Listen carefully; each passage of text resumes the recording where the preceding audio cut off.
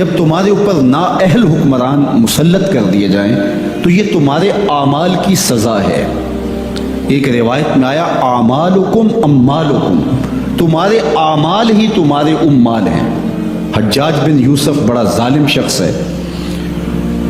حضرت حسن بصری رضی اللہ تعالیٰ عنہ فرماتے ہیں پچھلی امت کے لوگ اپنے سارے ظالم اکٹھے کر کے لے آئیں اور ایک پلڑے میں رکھ دیں، تو دوسرے پلڑے میں ہم حجاج بن یوسف کو رکھ دیں تو ہمارا پلڑا پھر بھی باری ہوگا۔ 70,000 لوگ اس نے اپنے ہاتھوں سے قتل کیے، 90,000 لوگ اس کے حکم سے کٹے ہیں۔ بصرے کا ظالم ترین حکمران حجاج بن یوسف۔ لیکن کچھ لوگ تھے کہ جو اس کے سامنے بھی حق بات کر لیتے تھے، اگرچہ وہ بہت سخت تھا اور بات بات پہ گردن کاٹتا تھا۔ کہتے ہیں بصرے میں ایک فقیر آ گیا تو حجاج بن یوسف نے اسے بلایا اور کہا کہ میرے لیے کوئی وظیفہ بتائیے۔ تو اس نے کہا کہ تمہارے لیے بہترین وظیفہ یہ ہے کہ تم دوپہر تک سوئے رہا کرو۔ اس نے کہا یہ عجیب وظیفہ ہے۔ کہا ہاں یہ تیرے حق میں اور امت کے حق میں بہتر وظیفہ ہے۔ کہا وہ کیسے؟ کہا تم دوپہر تک سوئے رہو گے تو اس کا نتیجہ یہ ہوگا کہ لوگ تیرے ظلم سے بچے رہیں گے اور تیرے بھی نامہ اعمال کے اندر گناہ کم درج ہوں گے، اس لیے تیرے لیے بہترین وظیفہ ہے کہ تو دوپہر تک سویا رہے۔ حضرت شیخ سعدی شیرازی فرماتے ہیں جس کے جاگنے سے اس کا سونا بہتر ہو، اس کے جینے سے اس کا مرنا بہتر ہوتا ہے۔ بدترین حکمران بصرے کا، انسانوں کا قاتل، بات بات پہ گردن کٹوا دینے والا۔ کسی نے کہا حجاج اگر تو بچہ تھا، اس وقت تیری عمر اتنی زیادہ نہیں تھی، لیکن تو نے دور عمر تو دیکھا ہوا ہے، تو اتنا ظالمانہ انداز کیوں اختیار کیے ہوئے؟ تو حضرت عمر جیسا حکمران کیوں نہیں بن جاتا؟ تو جو حجاج نے جواب دیا وہ سنیے، 2 لفظ اس نے جواب دیا، تبازروا اتعمر لکم، تم ابو ذر غفاری جیسی رعایا بن جاؤ، میں عمر جیسا حکمران بن جاتا ہوں۔ جب رعایا ابو ذر غفاری جیسی ہو تو حکمران حضرت عمر جیسے ہوتے ہیں، اور جب رعایا ہی جور و ظلم کی خوگر ہو اور اپنے رویوں کو ہم اگر دیکھیں کہ ہم کہاں کھڑے ہیں تو ہمارے اوپر ایسے لوگ ہی مسلط ہوتے رہیں گے۔ اگر میں مسجد سے نکلتے ہوئے جوتا چرا کے لے جاتا ہوں اور آرزو یہ رکھتا ہوں کہ میرے اوپر عمر بن عبدالعزیز جیسا حکمران آ جائے، تو میری یہ خواہش پوری نہیں کی جائے گی، کیونکہ میرے عمل کے نتیجے میں میرے اوپر حکمران مسلط کیا جائے گا۔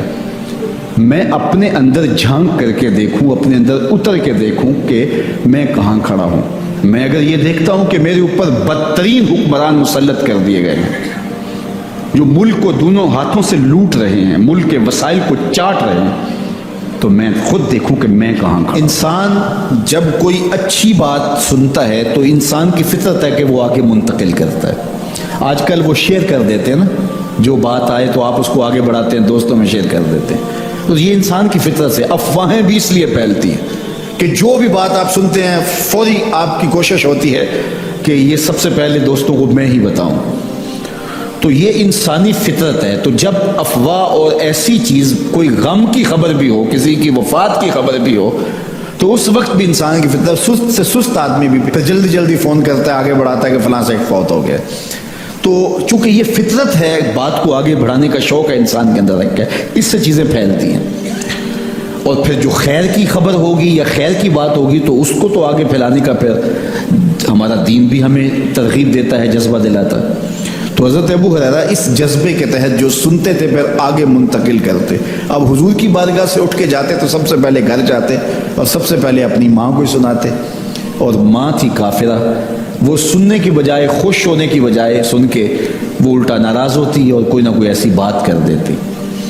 سید ابو ہریرہ سے گوارا نہ ہوتا، ایک دن انہوں نے کوئی ایسی بات کر دی کہ حضرت سیدنا ابو ہریرہ رضی اللہ تعالیٰ عنہ نے فیصلہ کر لیا کہ آج ماں کو چھوڑ دینا ہے، کیونکہ میں یہ گوارا نہیں کرتا کہ میرے آقا کے بارے میں کوئی ایسا جملہ کوئی بولے۔ اور تھی گھر میں ماں ہی، بھائی بھی کوئی نہیں تھا، بہن بھی کوئی نہیں تھی، باپ بھی فوت ہو گئے تھے، شادی بھی نہیں ہوئی تھی۔ تو ماں ہی ماں گھر میں، اور ماں اور بیٹا اکٹھے رہتے ہو تو پھر محبت بھی مثالی ہوتی ہے. تو اب ماں ہی ایک رشتہ ہے مادی دنیا کے اوپر. تو حضرت ابو ہریرہ رضی اللہ تعالیٰ عنہ نے فیصلہ کر لیا کہ چھوڑ دینا ہے. چھوڑ کے گھر سے نکلے، لیکن دل ڈوب رہا ہے کہ ایک ہی تو رشتہ تھا وہ بھی گیا. افسردہ ہے، حضور کی خدمت میں پہنچے. دل و قلب و نگاہ کے مرشد اولین نے ابو ہریرہ کی اداسی دیکھی تو فرمایا ابو ہریرہ کیا بات ہے؟ تو حضرت ابو ہریرہ جس طرح بندہ پھٹ نہیں پڑتا تو عرض کی حضور میری ماں کی ہدایت کی دعا کر دیجئے. ساری کہانی 2 لفظوں میں بیان کر دی. میری ماں کی ہدایت کی دعا کر دیجئے. حضور نے نہیں پوچھا کیا ہوا، کیا ماجرا ہوا، فوراً ہاتھ اٹھ گئے. اور لفظ کیا تھا؟ اللہم اہد ام ابی ہریرہ تھا. اے اللہ ابو ہریرہ کی ماں کو ہدایت دے دے. ادھر انہوں نے بے چینی سے یہ بات کہی، ادھر حضور کے ہاتھ اٹھے. پھر ان اٹھے ہوئے ہاتھوں کو خالی تو موڑا ہی نہیں جاتا. اجابت کا صحرا عنایت کا جوڑا، دلہن بن کے نکلی دعائے محمد صلی اللہ علیہ وسلم. تو حضور علیہ السلام نے ہاتھ اٹھا دی، حضرت ابو ہریرہ نے دوڑ لگا دی. کسی نے پوچھا ابو ہریرہ آج بڑی جلدی ہے؟ کہا آج ہی تو دیکھنا چاہتا ہوں گھر پہلے میں پہنچتا ہوں یا حضور کی دعا پہلے پہنچتی. جا کے دروازے کو دستک دی. اندر پانی کے کھنکنے کی آواز آ رہی تھی جس طرح کوئی غسل کر رہا. آواز دی تو آواز آئی، بیٹا ابو ہریرہ ٹھہرو. میں بھی آئی. کہا لہجے سے سمجھ گیا اس میں محمد عربی کی دعا بول رہی ہے.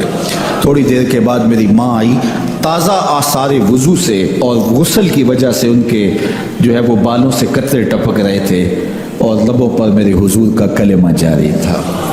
اللہ اکبر. سیدنا ابو ہریرہ تیرے مقدر پہ قربان.